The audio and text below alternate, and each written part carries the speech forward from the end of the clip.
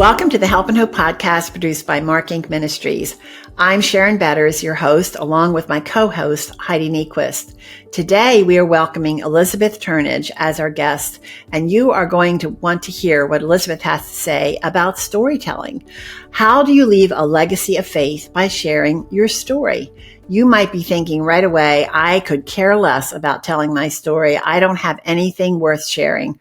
Or you might be thinking, I have too many mistakes in my past. I don't want anybody to know about them. And yet the scriptures tell us to share a story of God's faithfulness as a way to help turn hearts toward Jesus in the next generation. So we have a responsibility to at least think about it. We talk in this conversation about how about if we don't like to write?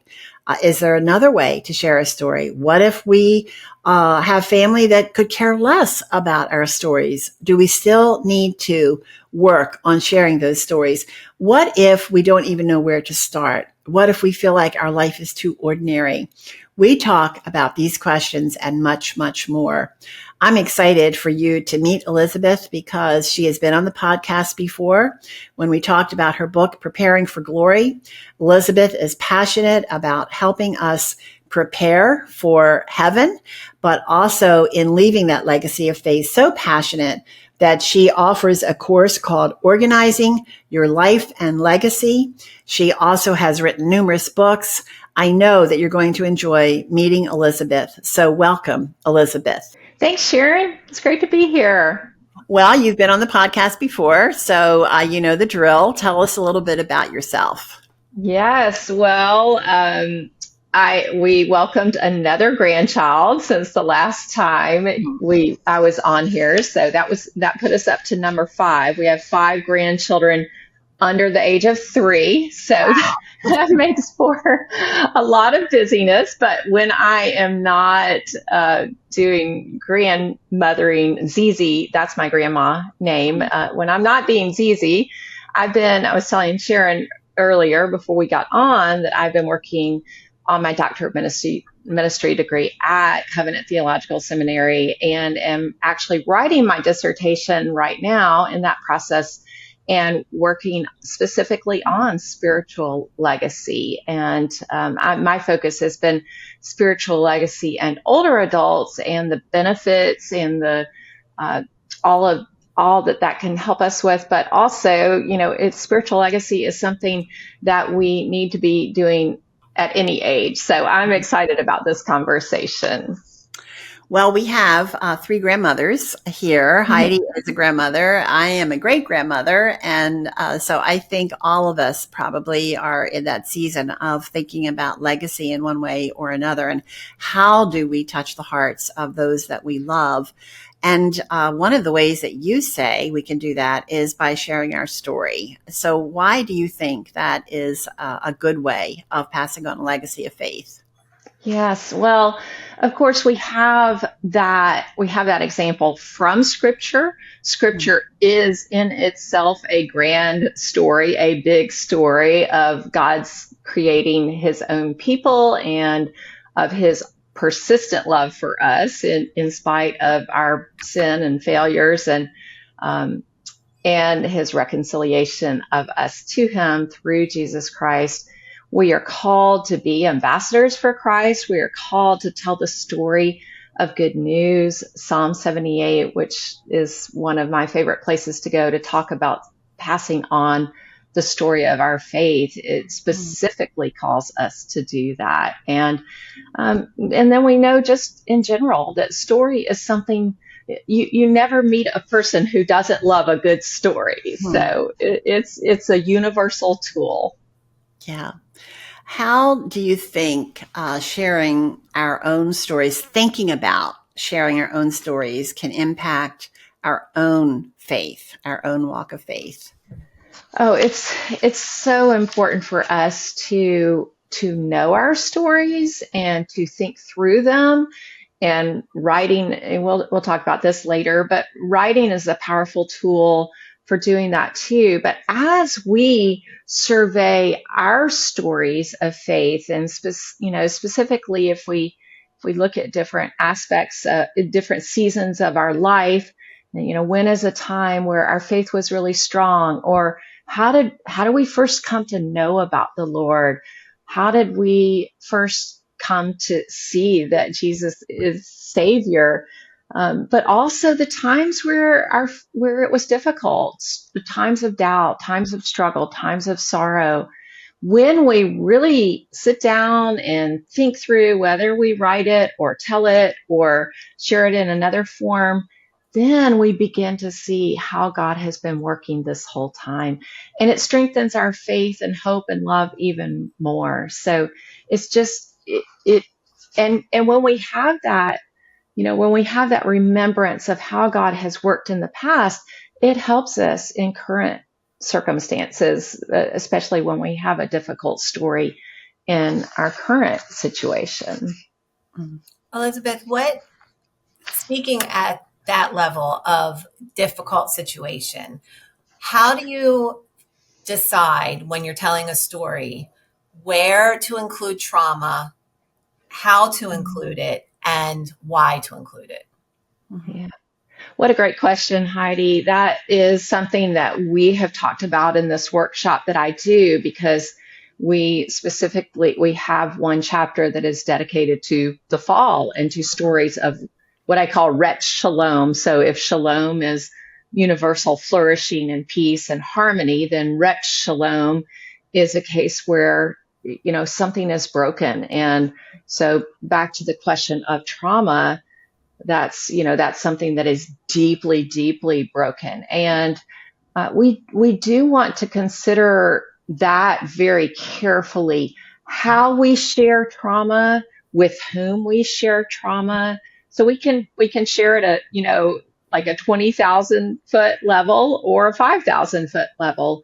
And we want to be very prayerful, and also to maybe even seek counsel before sharing our stories of trauma, to talk with a trusted friend, advisor, pastor, ministry leader, counselor, to say, hey, I've been asked to share this story, or I want to share this story, but how would you advise me to share this story? And that, we do want to be careful, because when we share stories of trauma, we can end up being re-traumatized. And so we want to have safety around that. And we want to seek to do that very wisely, with good counsel and with lots of prayer for wisdom and insight. One of the things I read on your blog or Substack, whichever one it was, that you talk about sharing stories for I don't think you necessarily say for when you're gone, but stories that maybe you wouldn't sit down and tell your family, but maybe you would want them to have it later. How do you decide what you want them to hear later as compared to maybe you don't ever want somebody to hear, but you need to write it down. You need to share it somewhere. How do you decide what's better left for when I'm not here to answer for it? Well, one of the things, I do courses with a co-leader on organizing your life and legacy. And then I do this spiritual legacy workshop. And one of the things that the key theme in both of those that we talk about is communication, like good communication. And so communicating now for when we will not be there to communicate. Yeah. And so I would say that, again, and that is one of the things we talk about in the workshop, is maybe some of these stories that you're writing are just for yourself, just for you. Maybe you still have questions about what God was doing in that. You don't even understand that. And you're not ready to even think about leaving that for someone to read later. And that's fine. We really trust that God will show us the timing, and also the audience, like who does get to know this story. So I always suggest, where there is doubt, like, should I, somebody asked me yesterday, I do some coaching too, some individual coaching on writing these stories. And somebody asked me, well, I don't really, really see my grandchildren reading this story. It's not appropriate for them at their age or hearing this story. And I said, that's true. You can write the story now, and then you can decide, do you want to include it for when they're older? Do you want to include this in a sort of a body of stories that you want to leave for later on when they're adults and they might benefit from hearing this story? And of course, I should have said this earlier on, but our guideline in talking about a legacy of faith, our real guideline is to seek to glorify God. That is our primary purpose. And, so that also helps to say, well, do I think this would glorify God to share this story? And that is one of our standards that we're thinking about that helps a lot.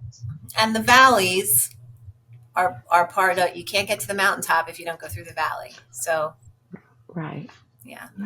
I think, I feel like it's a piece of a whole life. I'm probably not the right picture, but it's in context. You're telling your story in a context. And again, it's going back to what is your purpose in telling it? Like, I think about some of my ancestors, and I learned things about their stories after they were gone. And I wish I had known as a young woman, as a young adult, their stories, because I would have understood better.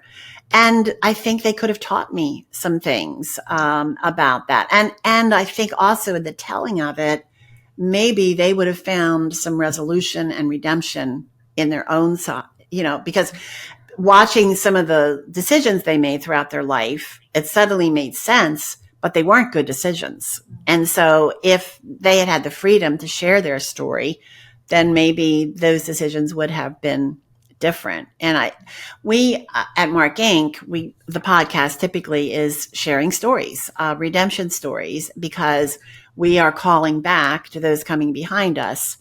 God is sovereign and you can trust him. And so I think that's part of how does this show that God is sovereign, and all the broken places, like Heidi said, the valleys, that endears, I think that endears us to that grandchild who is struggling. And then they can look at, well, Grammy, look at her story. And she's okay. Something like that. So it's really a spiritual journey, isn't it? To do something like this. It sure is. And I wanted to, I want to go back to Psalm 78, which is really interesting. It's actually, for my dissertation, I have to focus on a particular aspect of scripture, and that's what I've studied. But what's so interesting about that psalm is, he begins by saying, let's tell the stories of God's goodness to future generations. I'm paraphrasing here, but and he says, we'll tell these stories so that they will not be stubborn. And one of the examples is turn around and run in the day of battle. And then he proceeds. It's a super long psalm, and a lot of people never even read it because it's so long, and they're like, I don't know what's going on here. Well, what he does is he tells the history of Israel's unfaithfulness, right? Not the history of their faithfulness. Yeah. If you read it in that context, and you'll see, and then what he's really telling, the overarching story, is the history of God's faithfulness in spite of Israel's failure and sin. And so it's so beautiful to see. And that's one of the things we want to remember, is that this is not about making us the hero of our own story. Jesus is the hero. And as we look at scripture, boy, think about King David, think about the Apostle Paul, think about, there's so many people who really, they're not heroes of the faith. They're Jesus is the hero. So it's also about showing about showing God's kindness to us through Jesus. And that is our help and our hope, right? Elizabeth, what do you do with the person who hears better if they're not hearing it through the grid of Jesus. So taking my story and making it more applicable to somebody who has no biblical background, has no desire to have a relationship with Jesus, that would shut me down the minute I started talking if I brought up the name Jesus or the Bible or any of that. How do you share with those? Yeah. Well, I'll try to think about maybe a particular situation. So maybe I'm talking to a young mom and she's experiencing postpartum depression. Okay, so that would be, I think that's a topic y'all have addressed before, probably. I'm pretty sure you have.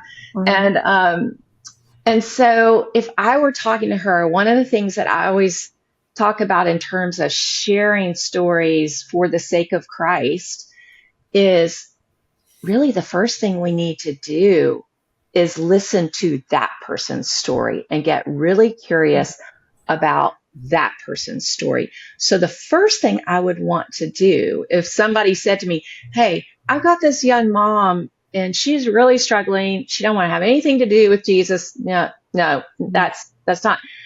But would you just go have coffee with her? Well, the first thing I would do is ask her a lot of questions about her own story and really listen to her story and be very curious about that. And then, maybe not in that same coffee date, but maybe in another one, in a future one, I might share aspects of my story because particularly after my first child was born, I really struggled because, I had that What to Expect When You're Expecting book, and he was nowhere in that book. And I was, I had been a school teacher, and I was frankly a pretty good school teacher. I was fairly competent at school teaching, but parenting this baby, I was just lost and I was struggling. And so, I think we can really go at it from like this was I really struggled with this too. And in retrospect, I think I probably did have postpartum depression. We didn't know much about that then. And then, and only then, would I mention that if it weren't for the Lord, if it weren't for Christian community, I might have drowned. I don't know where I would be, but the church came alongside me. Older moms came alongside me. So I don't know if that helps, but that's how I would approach that. Is definitely there are many times that we don't want to lead with how Jesus has rescued us, even though that is at the center of our stories. Stepping back to talking about sharing the hard places, the wisdom of it, and the importance of it, Heidi is my daughter, in case some of you did not know that, but she gave my husband Chuck the book. I think, is it called Storyworth, Heidi? Yes. Where she sent him questions to answer, and he decided that he was not going to hold back, that he was going to tell his story. And for the purpose of his grandchildren and his great-grandchildren to see their grandfather is flawed, which they would grow up and recognize at some point anyway, but to see the hard places in his life in the whole context of Jesus, that yes, I made mistakes. I blew it. I hurt other people.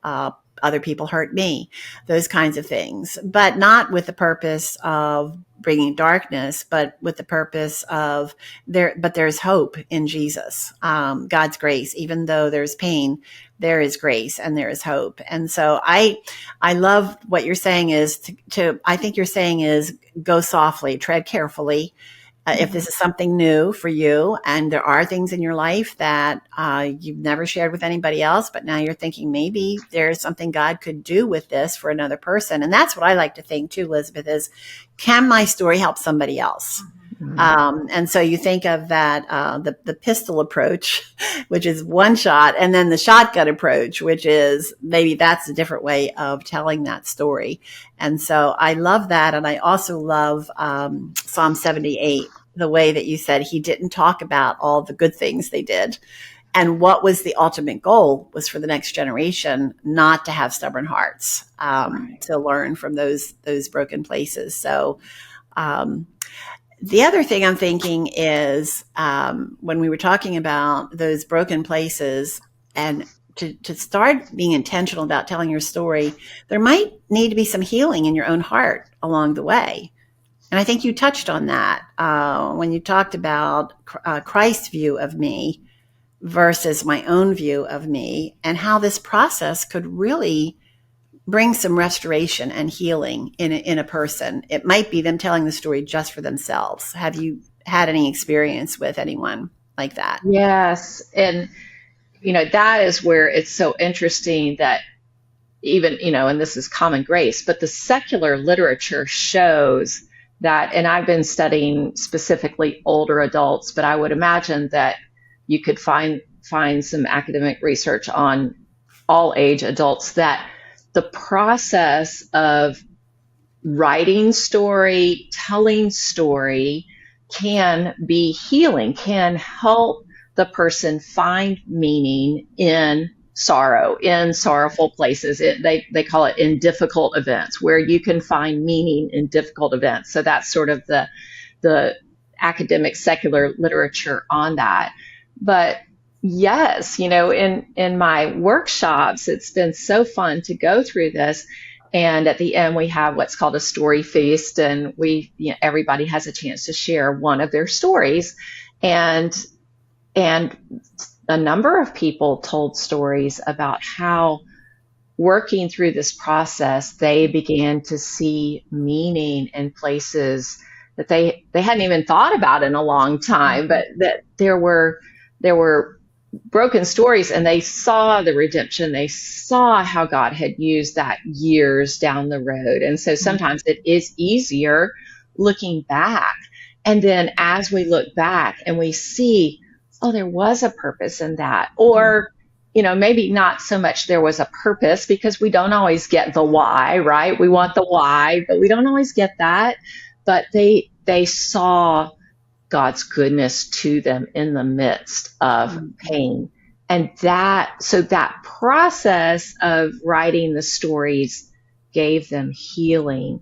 And that is another really important purpose of doing this work, because wherever there is, where we have a broken place, that's often a broken place with the Lord. And so we need healing with our relationship with God. That's a question that a friend of mine always asked her small groups. Well, how are you doing with the Lord? How is your relationship? Like, define the relationship question. And so that healing is very important, and it is a very important byproduct of this process of sharing your story, or even before you share it, just recording your story. One of the things I believe in that so much, just from my own personal walk, that so much healing comes from writing your questions, your laments, the things that God offers us through scripture. And one of my daughters, not Danielle, my other daughter, asked me if I wanted her to burn my journals when I died, or if I want them to read them, and I had to think about that for a minute.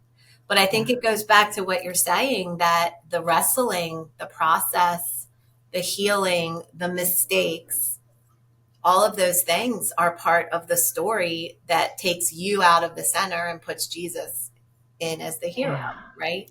So with that in mind, if you look at a family that has been raised in the church for generations, there's covenant legacy, right? When they lose their way, when there's a child that's not walking with the Lord, or there's the family is broken in some way, shape, or form, how can you take the storytelling and bring back the story of covenant, of legacy? How can you use that to remold or to mold the future generation? Are you asking? I'm trying to understand exactly what you're asking. So without turning the people away who might have turned their back on covenant, right? On legacy, Right. spiritually.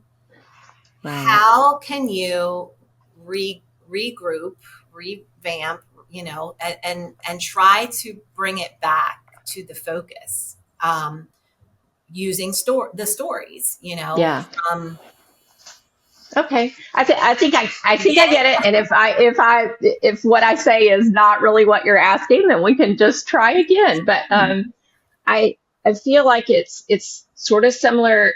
I mean, we've kind of hit all around this, but like leaving stories for future generations. And I've had people who do have children who are not walking with the Lord and who were raised in that home with covenant and with legacy, and they want to tell their stories with the hope that in hearing these stories that will draw. Again, we said at the beginning, story is a universal tool. There's there are very there are very few people who don't love a good story. Maybe a few accountants, but for the most part, people love stories. Everybody loves stories, and God created us as storytelling and story loving creatures. And so to have that, to continue to tell those stories, again, maybe with a lighter hand, as we talked about before, with the person who doesn't want to hear anything about Jesus, but to have those stories recorded. Think about this. Maybe that person who is not walking with the Lord, maybe, at the time that her parent or grandparent is alive, she doesn't want to hear anything about Jesus. But then that person is gone. That parent or grandparent has died and gone to heaven. And then the person begins to be kind of curious. Well, I'm kind of curious. Oh, she left me these stories. These stories are written down for me to read. I'm kind of curious about that, because so often what happens, and I think this is a question that comes up a lot, is what do you do when they're not interested now? And that's kind of what I'm thinking about. This person may not be interested in hearing your stories now, but trust that often when people become interested is after we have died and gone to heaven. So trust that this story work that you're doing, even if your kids or grandkids, or again, you don't have to have grandchildren or children to do this work. This is for the next generation of believers. Trust that there are people who need to hear this story, and that there will be a time that they need to hear this story, even if they're not ready for it right now. So that answers the question very, it's profound. Okay. Yes.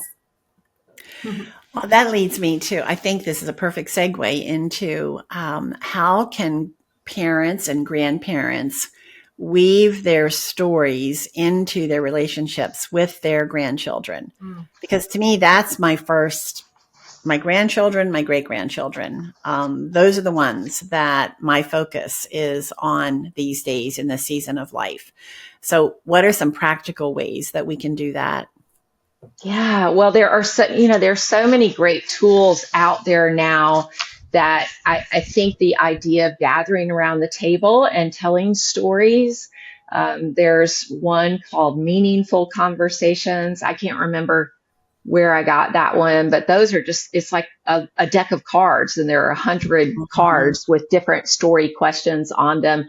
Or free resource, which I use all the time, is called StoryCorps, and they on their website, CORPS, StoryCorps, and they're trying to get, again, just general secular organization trying to get people telling their stories, and they have hundreds of story questions on that website that you can just go get for free. So I think that using those types of questions over meals and different types of games that get people telling questions. There's a new resource that Chick-fil-A my son works for Chick-fil-A Corporation, and he told me about this called Penny Cake. And I think they have some of those story type questions. So I think it's really fun when you get the different generations doing that. And of course, if anybody wants to go a little deeper, I'm doing this workshop now, so you can take the workshop and do that. Storyworth, you mentioned, I've heard wonderful things about that.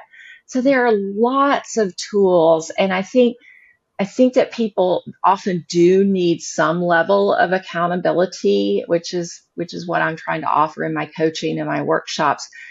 Sometimes on our own, we mean to do it, but we just don't get around to it. So it's maybe creating a group of other parents or grandparents who want to make sure that they are getting these stories recorded. That would be another way to get that accountability, or maybe just one other friend who wants to do that. Those are some of my thoughts off the top of my head on continuing to tell these stories among the generations. Well, when you're talking about sharing with grandchildren, one of the things that we have done, we have what we call the bigs, the middles, and the littles with our grandchildren. And now the middles and the littles are joining the bigs because they're young adults and older teenagers. But over the years, we have the 8, the middles, and the littles. I wouldn't just have one grandkid over. I'd have all 8 of them over, and for overnights. And, the best days of my life were with those grandkids. And so I'll get emotional about it, but we have them over for dinner. Started out as a game night. And now Heidi's son in particular, Nathan, he is always saying, okay, Grammy, when's the next night? When's the next game night? They know that at dinner, Chuck, my husband, is going to ask each of them a question. One question, everybody has to answer it. And they're tough questions, but they have gotten used to this and look forward to it. And so many times that has ended up in Chuck sharing stories or me sharing stories.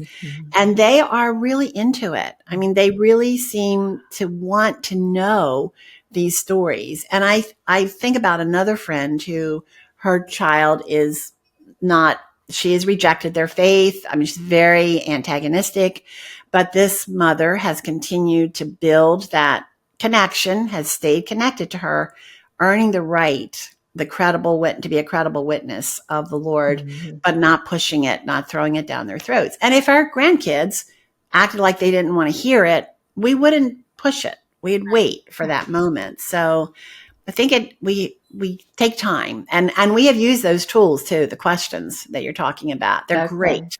They are great tools. Also, just want to tell those of you who say, I'm not a writer, I don't journal, I can't stand it. Pull out your phone and just start talking. Start talking and recording.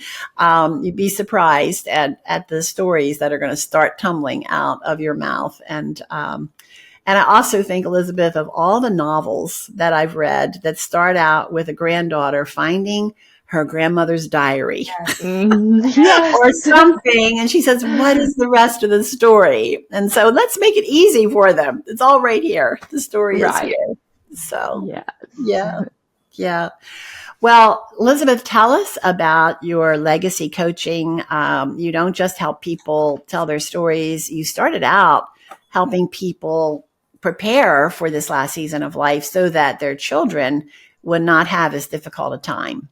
Yes. So with a dear friend who is also a social worker and has done hospice care and palliative care and walked with many people at the end of life, we developed a course, and it's 10 video sessions with a 128-page workbook. It's all online. It's self-paced, so people can do it on their own, but it helps people know, like, what are the things that I need to gather? Like, so I call it practical legacy, like durable power of attorney and wills and passwords, all of our digital devices. And then, like there's a lesson on funerals, telling your end of life wishes, like funerals and burial, cremation, that kind of thing. Just all of those things, but all from a Christian standpoint. There are people out there doing this sort of thing, but we really sought to center it in biblical reality. So that is something that we're very grateful to be able to offer. And it's, my coworker we're doing a webinar on grief coming up, coping with grief during the holidays. And she was saying just the other day, she said, I think that grief and this legacy work are so tied together that the more of this legacy work, the more communicating you can do with your family before you die, the easier and less complicated their grief can be. And I said, that is so true. So true. So. Yeah. Well, we're going to have links to your courses in the show notes. Organizing Your Life and Legacy course, very practical. And then coaching, storytelling coaching. We'll have a link to that as well. Elizabeth is an author. She has written this incredible book called Preparing for Glory, 40 questions about, I can't remember the subtitle. What is the subtitle? Living and Dying in the Hope of Heaven. Living and Dying in the Hope of Heaven. I'm going to have a link to that conversation we had on the podcast. I just can't recommend that book enough for, we're on a journey. We don't belong here. We're on our way home. And so Elizabeth is helping us walk that journey with more wisdom and very practical ideas and lots of hope and peace, especially in that book. So I will have a link to that in the show notes as well. So Heidi, is there anything else you want to ask Elizabeth before we wrap things up? I don't think so. I think we we covered a lot. We have deep on some deep issues, which I appreciate. Yeah. Elizabeth, thank you so much for joining us today. I know that you are very busy working on so many things, but I know your passion is to offer the help and hope of the gospel, and you are doing that, and you have done that today in a beautiful way, and we appreciate that so much. And friends, this is the Help and Hope podcast produced by Mark Inc. Ministries. I'm Sharon Betters, and my co-host Heidi Nequist and Elizabeth Turnage has been our guest today. And you can learn more about Elizabeth. Go to helpandhopenow.org. That's helpandhopenow.org, and check out the show notes where we will have a link to her website and the courses and some of more information about her books. So again, that's helpandhopenow.org. You're also going to find lots more stories that give you the help and hope of the gospel, and lots of resources that are designed to help you walk by faith. So thanks so much for joining us, and we hope that you'll share this message with others, and we look forward to being with you again.